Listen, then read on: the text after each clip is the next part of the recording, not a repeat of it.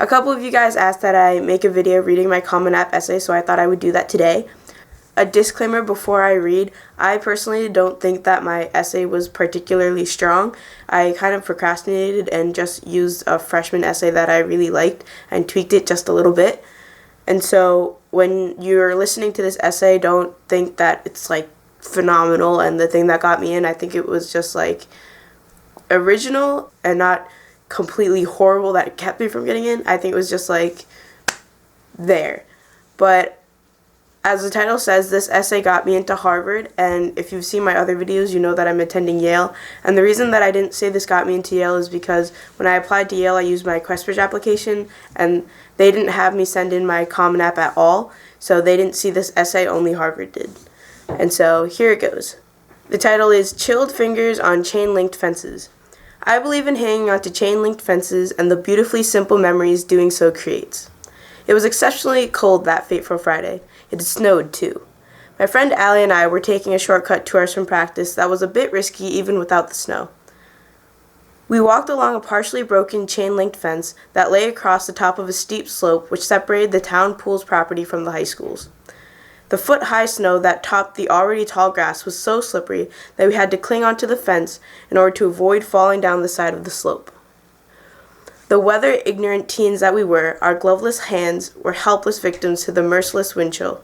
As we slowly made our way to the pool, other members of the swim team jokingly mocked us and took the longer but safer way around. That day, it also proved to be the faster route, but Allie and I could not have cared less.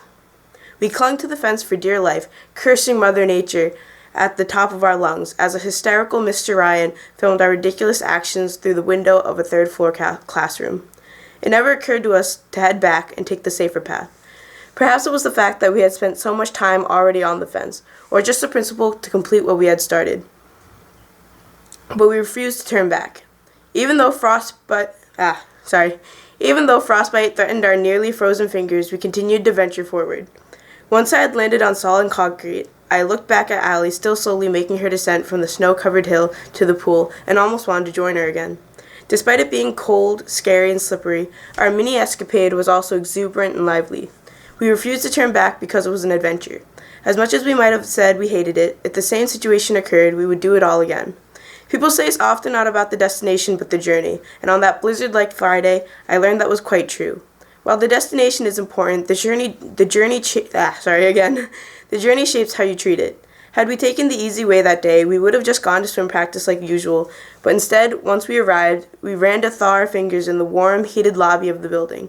We high-fived each other at the fact that despite our snail-like pace, we were still on time to practice. We were able to create a small yet happy memory just by traveling to swim practice in an unconventional method. That day, I realized the true purpose... There's a typo. So I wrote, that day I realized the purpose, but I meant to say, that day I realized the true purpose for high school. Not to increase our intelligence, that was just an add-on. The real purpose for high school is for us students to grow into our personalities through simple, amazing memories. My middle school self was a shy, self-conscious preteen. I worried about how others thought of me and neglected to show my true colors. Since entering high school, I've been able to shed my insecurities and blossom into the confident, adventurous person I am today. I can now lead conversations with friends, conduct interesting debates with my peers, and be an active member of my town. My newfound confidence has driven me so far as to measure fish at a town fishing derby, lead a mock Congress meeting as the Speaker of the House, and star in a video about anti-smoking. I've learned to set aside my inhibitions and just hang on to chain-linked fences. So that was my essay, and I didn't know what prompt it would follow as I was writing it. I was just going to do there was an option to just put anything, and then as I chose that essay, I realized that it met the prompt. The lessons we take from obstacles we encounter can be fundamental to later success. Recount a time when you faced a challenge, setback, or failure. How did it affect you, and what did you learn from the experience? So that's the essay that I chose. As you could have seen, I had like one typo in it, and there's probably a bunch of grammar mistakes. And I think that just goes to show that your application really doesn't need to be perfect. It just needs to be human, in a sense. If you try to be perfect and try to come up with this perfect essay with this ridiculous story that doesn't seem realistic, then maybe the admissions officers won't really believe it. And I know some people will even like pay people in China to write their essays. So if the one advice I have to give is to just try to be genuine, choose a moment and not an experience,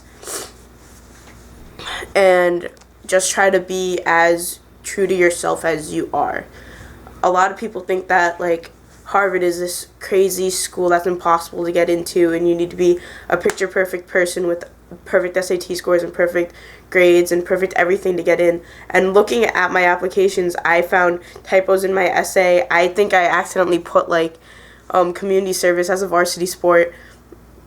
And so like you can make mistakes. It all comes down to what type of person the counselors think you're going to be on campus, and whether you're a hardworking, genuine person. They want to know whether what you take from your going to college is going to benefit the world or benefit yourself, you know?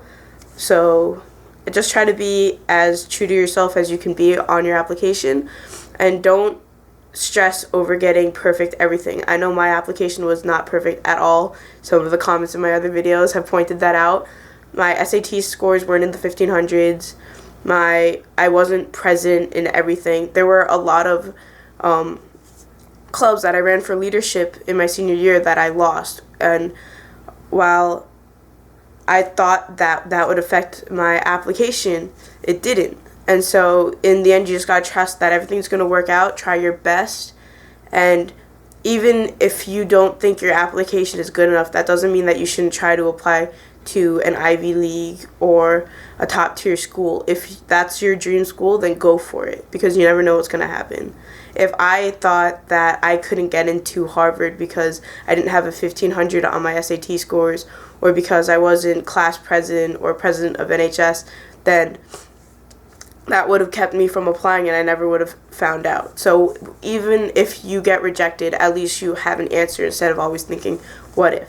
So I hope this video helps, and I hope that it can kind of put you at ease, because there's a misconception that you really need to be this perfect human being to get in, when in reality you need luck, hard work, and pixie dust. I don't know.